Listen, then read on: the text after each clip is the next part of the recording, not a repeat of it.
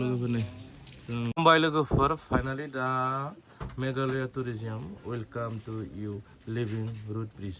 स' फाइनालि लोगोफोर मोनफैबाय आरो ना ओमफ्राय 3 किल'मिटार जागोन आरोखि ओमफ्राय दा नायनोसै लोगोफोर नोंथांमोननि गेजेराव एसे पार्किंखौ आं देखायग्रोनोसै माने बाइकआ माने 100 करि लायो आरोखि ना ओमफ्राय दा नोंथांमोननि गेजेराव लोगोफोर गेटखौ देखायनो आं एसे ओमफ्राय दा गाखोगोन ना गाखोआ जाबाय लोगोफोर मिथिबाय ना बोथोराबो बिराद हामाना अखा हाबाय थादों नै वेलकाम टु टार्नानो माइ एलिका टुरिज्म ने बेखौ नुगोन आरो लोगोफोर नै बेखौ नुगोन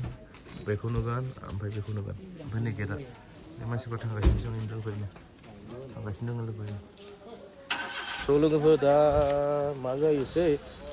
र' लोगोफोर दसे सिदा खालामनो दै अके लोगोफोर थ' लोगोफोर नैबायदि गन लानांगौ आरो ना मोनसे बिदि गन लानासो थांनांगोन आरो लोगोफोर ना ओमफ्राय दा आं एन्ट्रिखौनो खालामाखै लोगोफोर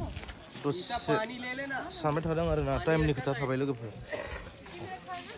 बिराद अखा हादोंना पिछला जाजोबदों दा नै बेबायदि आरो थांबाय बहुत थांबाय लोगोफोर बहुत थांबाय नोंथांमोना एसेबां नलेज होला नोंथांमोना फैनानै सोंफैबानो जाबाय आरो लोगोफोर ना लोगोफोर नै मोजां माबाखौनो फैदों आरो ना लोगोफोर मा होनना बुङो सोब फेमिलि नै आरो सेंग्रा जानाय गिबरसो नै इमान मोजां सिख्लाफोरानो मालाय थांनायदों इमान मोजां सिख्लाफोरानो मालाय थांनायदों ओमफ्राय दा